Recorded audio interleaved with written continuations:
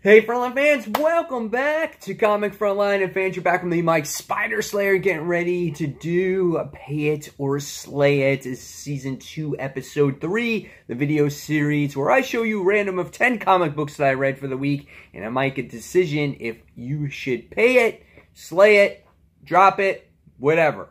Alright? So, let's get started with this week's books. First one we're going to talk about is, bam! Red Sonja, issue number 9. Now, I've been loving Red Sonja. It's been a really solid book. I think this is a book that may be under the radar for a lot of people. In this particular issue, we wound up seeing our girls looking to go after this gang as a continuation of it. And there wasn't much progression in this particular issue of what was going on, just more fighting of this major gang. At the same time, we get to see a little instance of what's going on with the main character Max in here as well, how they're trying to search for him. So what's really good about Red Sonja, though, one, the artwork. It's phenomenal. Two, the characters in the book, the supporting cast in the book is really well done. Every once in a while, you get these issues that doesn't progress the story all that much, but nevertheless, it makes for a good read. And if you haven't read Sonja, and if you're looking to read her, I suggest that you pick this book up in trade as we're in issue number 9 and start the story from the beginning. I think you'll really enjoy it. So, in the end, I definitely say pay for Red Sonja. So, good series at this point. Alright, next book we're going to talk about today is, bam! Oh, God. I can't believe this is number 2 that I'm talking about. Alright, so, if you want to see my full review on Legacy, go ahead and check that out as I did a personal review. As a quick description of this book is that it just seems to be a glorified previews book of what's to come, of all these titles that are coming out. The next thing that I found out is that it feels like it's leading into this event, right? Even though they say it's not an event, it just feels like they're planting the seeds for it as well. And it's just like, as a Marvel fan, do you really care at this particular point for another event? What this book would have been better for is that if we saw some great ass kicking from some characters that we haven't seen before, where this story just was a lot of fun. Why did we have to drop, you know, Celestials in here? You know, of course we had to drop in Ghost Rider. Who cares about Riri Williams and Sam Wilson and Jane Foster Thor? We've seen them so much. It's like, who cares? It'd be cool just to, yes, we had the Wolverine moment. Show a Sue and Reed moment. I mean, I got that, you know, the kids were involved and things like that, but I would have loved to seen more of these older characters that maybe we haven't seen in a while and what they're up to. We've known Tony Stark is in that chamber, and so they're like, oh my God, he's gone. Yeah, he's gone. He woke up. So what happens? You know what I'm saying? So I think this book was really all over the place. I'm not even sure if Marvel knew what to do with this particular book. So I liked some elements of it, but it wasn't like a story where it focused on a character like DC Rebirth did with Barry Allen, and he went from place to place to place and trying to find himself back into the universe again. It just wasn't really a cohesive story. It was just all previews. So to stop rambling on about Marvel Legacy, check out my review over there on that. You know, I say if you want to know kind of what's going on, you can pick it up, but my rating for the book was only a 3.5 out of 5 stars. It was okay. It wasn't horrible, but it wasn't great either. Alright, next book. Nightwing, The New Order. This book was pretty good. I like this particular issue. It is the second part of it. I know it's a mini-series. It takes place in an Elseworlds, another Earth. And what was really cool about the second issue in this book that we didn't get in the first issue is that we got to see a description of what happened with Metropolis, what happened with the heroes, how other people just got superpowers at their disposal, which I thought was really cool in here. You know, and then you found the reason why Dick Grayson actually put this, you know, medication or whatever it is, this cure to have people rid of all their powers. And then it was to protect his son and to protect his family. We found out that Corey is his wife, Starfire. And then he has to do with the ramifications of his son having powers now. And his son is blocking out any treatments towards this medication, so he's immune to it. And at the end of the book, you wind up seeing how all the people that Grayson's in charge of, they're actually taking his son into custody. So, and they shot Alfred at the end. So this makes for a really interesting series, really good book. I definitely say go out and pay for the book. It's really, really good. So pay for Nightwing issue 2, The New Order. Sounds like a Star Wars thing. All right, next book we're going to talk about is, bam, SpiderGwen, issue number 24. This book is really good because it shows the reader how she winds up getting the symbiotic suit. And this is what SpiderGwen is going to be about going forward with this series. She acquires the suit in here. You see what happens to Captain Stacy, her father, in the issue, and it really unleashes the beast here. And now, going forward, we have to see how she deals with the suit, if she can contain it, how is it going to control her, is it going to make her a villain? There's a lot of things in here that are still yet to be answered, and it's going to be a lot of fun to see this. The artwork in SpiderGwen is always like this psychedelic art. It's kind of different because it fits this different Earth, and Venom in this issue, or Gwenom, just looks way out there, but definitely worth the read. I definitely suggest you guys pay for the book. It's really cool. I'm going to be reading it going forward, and this is actually the first issue that I read in a while when it comes to SpiderGwen. I think it's like since issue 5 or something like this, but really good time to jump on. So again, pay for that book, guys. All right, next book we're going to be talking about is, bam, Dark Knight's Batman, the Murder Machine, issue number 1. Should I pay for this book? Should I slay this book? Hell no, man. This book was awesome. I had a lot of fun with this book. At first, when I picked this up and I saw this machine on the front cover vaporizing people, I'm like, it's a cool cover. I like this 90s nostalgic type of feel, type of cover. It's a lot of fun, you know. And then I see what happens, and then we see Cyborg's dad come into play in this issue. He's trying to figure out what's going on with this metal, why all this the world is coming apart and whatnot. And then we wind up seeing a machine-like Batman in here, and he takes out Cyborg.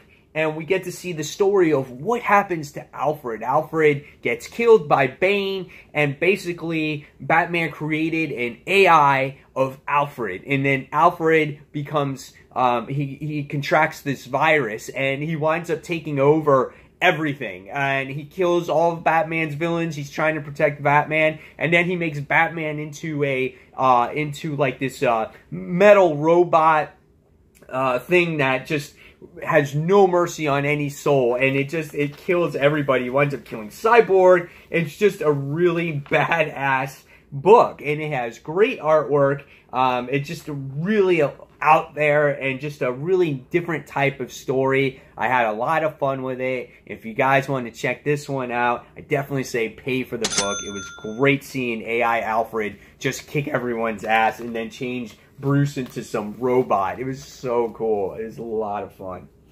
All right, next book we're going to talk about is, bam, HiFi Fight Club, issue number 2.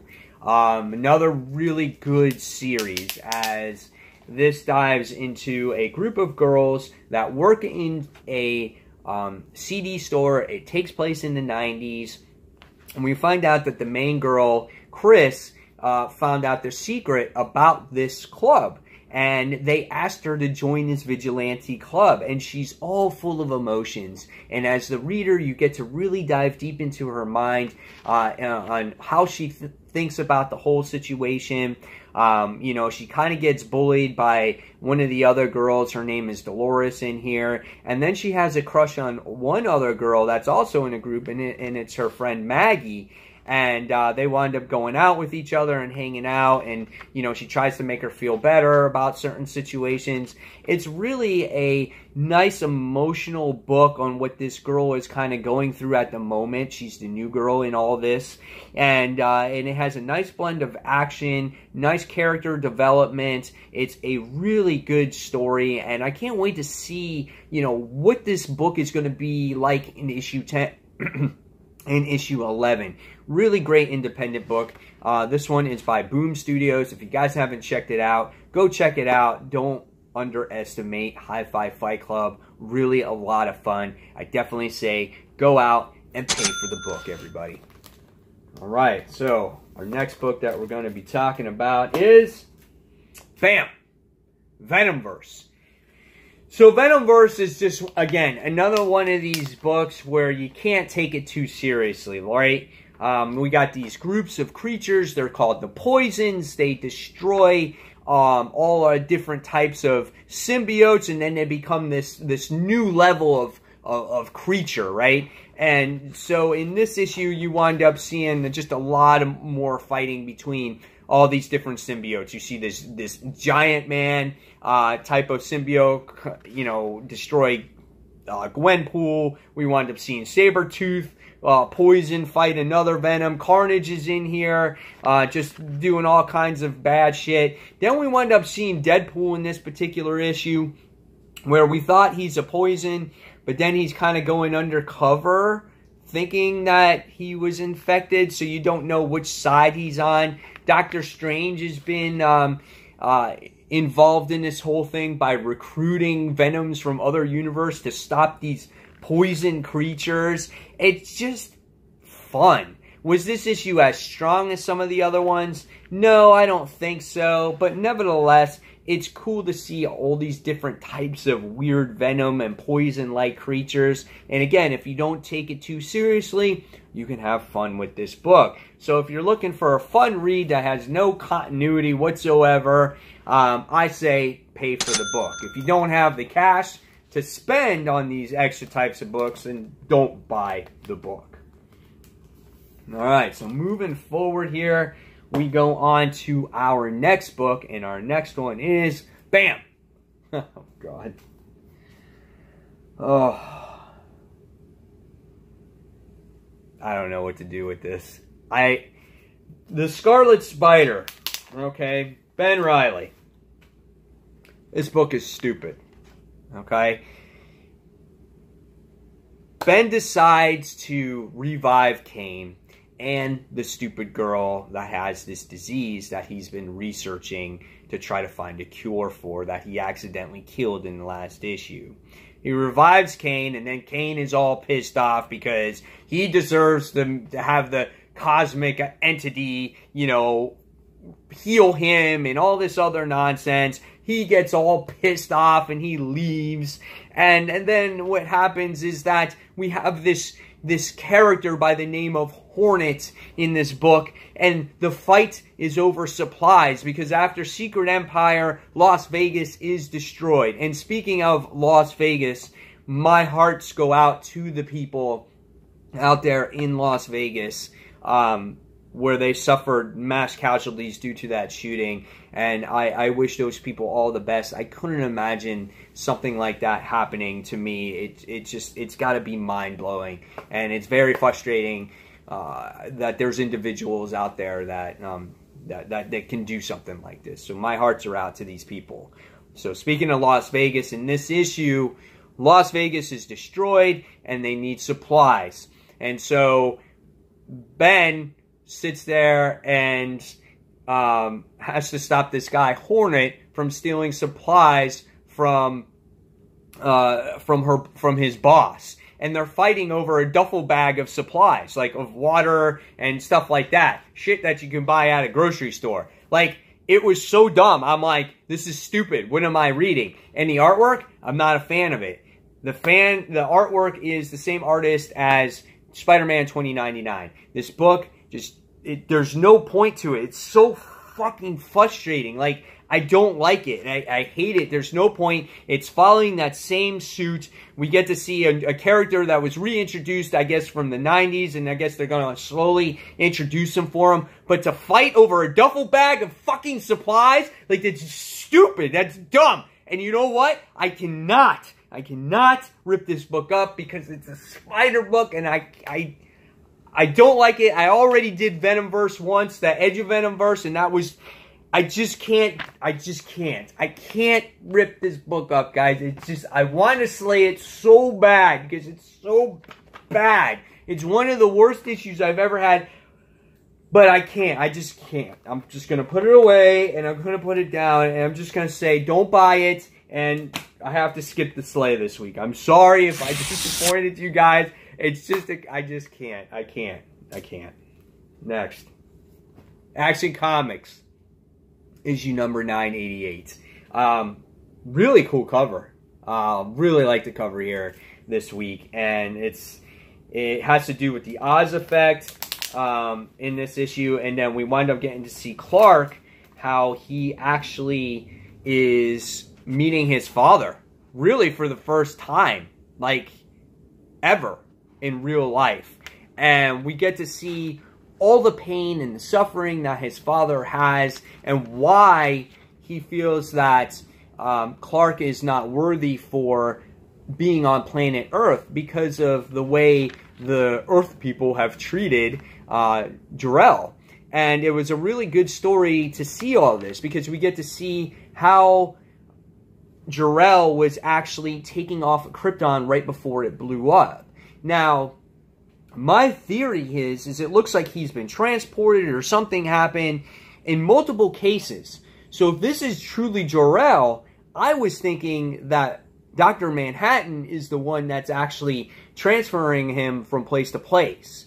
Could that be a thing? If it really is Jor-El, I don't know. We'll see what happens. But it made for a very interesting story. And just to see Jor-El's journey on how he took such a different path than Clark, it's just like night and day. And it was really curious. It was really interesting to see, you know, his interpretation of Earth. And then you got Clark's interpretation of Earth. So how is he going to butt heads with his father? His father wants him no longer on Earth.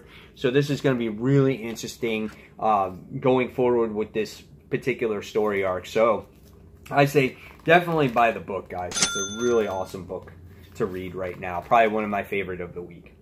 All right. And last but not least, the last book we're going to talk about this week is Saga, chapter number 47. Really good issue. This book has to deal with the Will and his character development. He's been captured, and he is basically being interrogated by a person that... he's being interrogated by a person because he killed the person's, I think, wife or husband or whatever the case it is. And what you see in this book is you get to see the character development and the history of the Will. And we haven't seen the Will in a long time, but you get to see Lion Cat back in here as well. And we get to see just all these different things that's going through his brain. And you get to see the Stalk, which is the Spider Lady, and you get to see Gwendolyn. You get to see all these major characters that were in the book right from the beginning, and she interrogates him and tries to find out information. And a really cool book, and basically you think the whole time they're just like in this house or on Earth. And the way this book is, like Brian K. Vaughan's imagination just blows my mind, because he's like, well, how are we going to travel to go get the, you know, the baby and this and that? And so they're already traveling there, and the house is on this like floating jellyfish type of thing, and it's so weird. And just like, did he drop acid before he writes this book? Like, it's just so out there. But the character development in this issue with the Will is phenomenal. So if you have been continuing to read Saga, please continue to read it. I say pay for the book. If you haven't read Saga, I know there's a lot to catch up on here, but you have the omnibus, they have those chapters. It's really a great series, and I think this book reads probably better in trade because you just get hooked on it. So definitely pay for the book. So there you have it, guys. I am so sorry I didn't slay Scarlet Spider, and you guys in my review said I should, and I can't do it. I can't do another Spider book. It's almost against my ethics to do it, but hopefully you guys enjoyed this episode of Pay It or Slay It. Guys, in the comments below, tell me which books you would slay, which ones you would pay for, and fans, as always, thank you for watching Comic Frontline. Until that next comic book review, check out comicfrontline.com. You can also find us on Discord, where you can chat with us 24/7 of the day. And every Tuesday night, which is tonight, 10 p.m. Eastern Standard Time, we have our live feed where we talk about the comics top 5, the comics worth weeks of news, and a whole lot more, fans. So again, if you can tune in tonight we're talking about Legacy. So again, thank you for watching. Until the next comic book review, peace, guys, and we'll see you real soon. Bye.